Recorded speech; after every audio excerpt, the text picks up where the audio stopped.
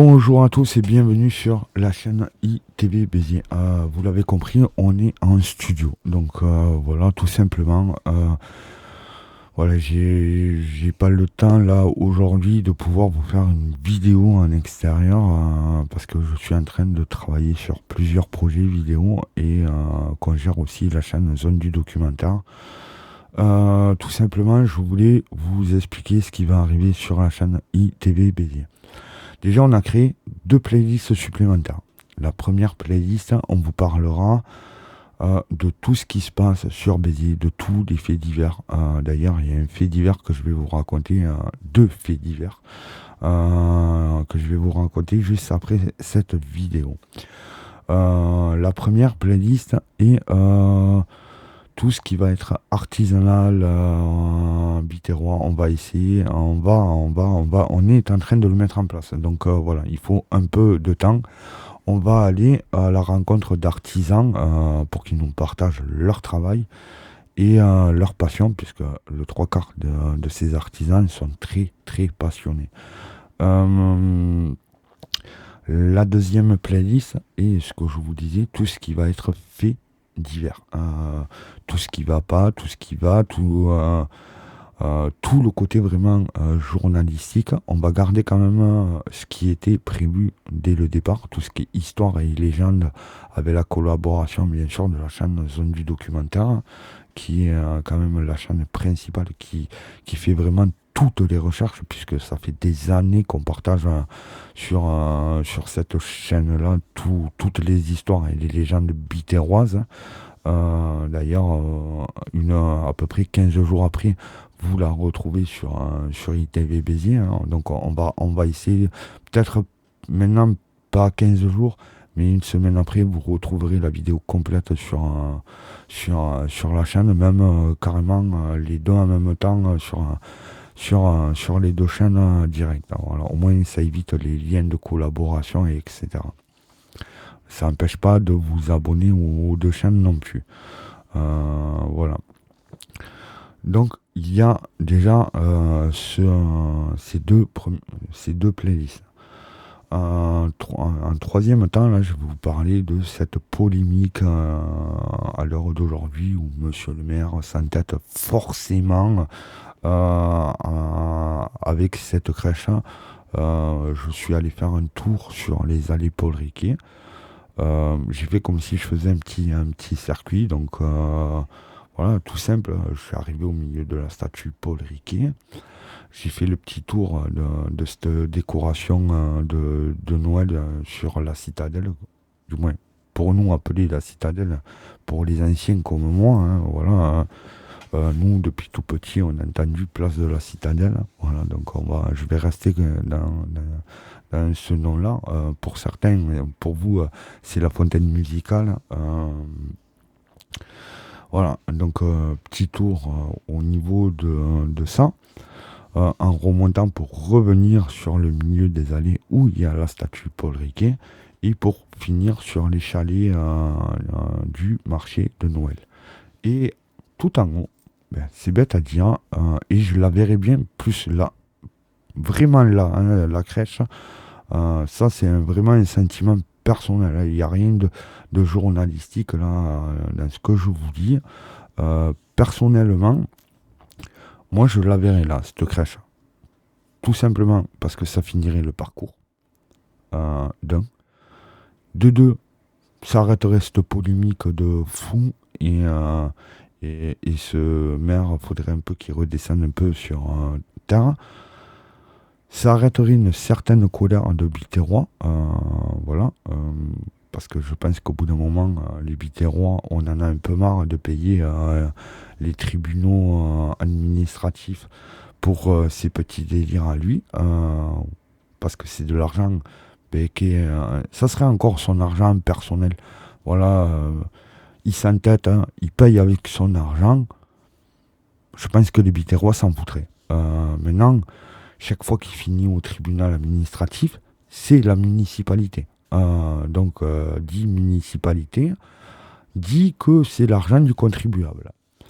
Donc, et c'est pour ça aussi, à l'heure d'aujourd'hui, que sur les réseaux, vous entendez cette polémique de crèche parce que les Biterrois, ils en ont un peu ras-le-bol de perdre de l'argent. Voilà, et puis on s'est aperçu aussi qu'il y avait beaucoup, beaucoup, beaucoup, beaucoup de mensonges. Voilà, donc au bout d'un moment, je pense qu'il faut qu'on dise les choses, hein. On va pas dire, comme dans toute ville, hein, il y a du bon, il y a du mauvais. Mais là, en ce moment, il y a beaucoup, beaucoup de mauvais autour de lui. Et il faudrait qu'il ait des adjoints, vraiment, qui le fassent un peu redescendre sur terre. Et à l'heure d'aujourd'hui, c'est pas du tout ce qui se passe, hein, bien au contraire, hein. Maintenant, je vais en revenir. Je connais deux couples qui sont un couple qui est un jeune couple qui est dans la rue Capneau. D'ailleurs, ils sont complètement désespérés. C'est du travaux du matin au soir. Mais il n'y a pas que ça. Donc on vous montre certaines photos, des photos que j'ai. D'ailleurs, ils sont à 10 mètres de cet engin, hein. Vous faites 10 mètres et vous avez l'engin qui vibre dans toute la maison. Euh, voilà, tout le quartier est bouclé. Ils ont du mal à rentrer chez eux. Il faut savoir que ça va être une future maman. D'ici quelques mois, elle va accoucher. Et ce jeune couple me disait que c'était le parcours du combattant. Parcours du combattant, déjà parce que c'est un jeune couple que je connais. Donc voilà, c'est vrai que c'est le parcours du combattant. Quand on est maman, qu'on est enceinte, on va pas s'amuser à faire tout le tour de Béziers en sachant que c'est tout le quartier qui est bouclé. Voilà, donc je pense aussi que la municipalité devrait un peu se réveiller, d'arrêter de faire des trous un peu partout. Voilà, pensez aussi aux riverains qui ont besoin de passer. Et certains riverains, comme là, où la personne elle est enceinte. Voilà, donc c'est un peu compliqué. D'ailleurs, ils font municipalité. Parce que dès que vous essayez de communiquer avec eux ou prendre rendez-vous, c'est la politique de l'autruche, quoi. Ils ont vraiment la tête dans le trou et ils vous répondent pas.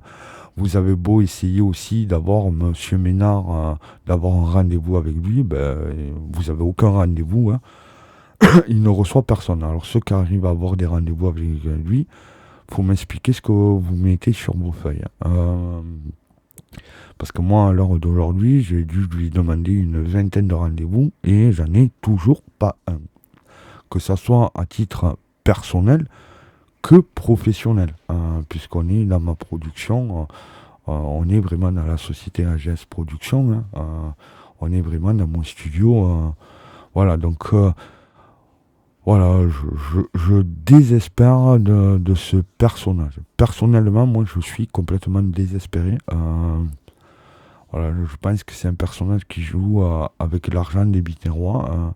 S'il joue avec son argent à lui, je pense que les Biterrois s'en foutraient un peu. Mais à l'heure d'aujourd'hui, c'est pas du tout le cas. C'est vraiment notre argent. Et je pense qu'il y a plus à faire que s'amuser à se battre pour une crèche. Donc c'est une polémique d'un côté, mais c'est une réalité de l'autre. Donc voilà. Au lieu de... Parce que là, sur les réseaux, il dit qu'il a gagné une première étape, il n'a rien gagné.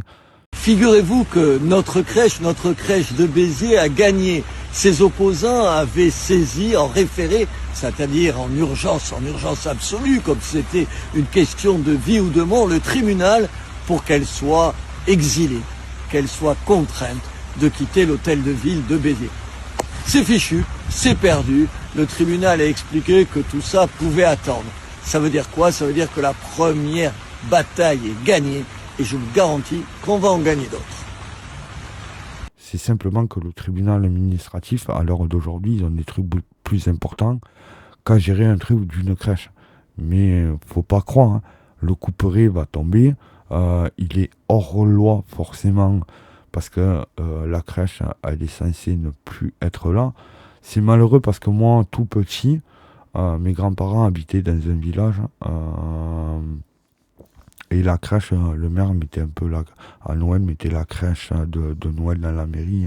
Ça gênait personne. Mais à l'heure d'aujourd'hui, ça prend tellement des proportions énormes que, au lieu d'en arriver à un point où les Biterrois vont devoir payer une contravention, ben autant la déplacer. En plus, ça fait une fin de parcours, voilà, et elle reste en plus ouverte tout le temps. Je trouve que elle serait même mieux placée et elle serait encore plus visitée. Donc voilà. Donc je vous embrasse à tous. J'espère que cette petite vidéo vous aura plu.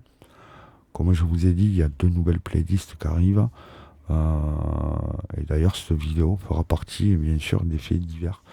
Forcément. Mais écoutez, je vous souhaite un excellent week-end. Il est dimanche. La reprise du travail pour tout le monde demain.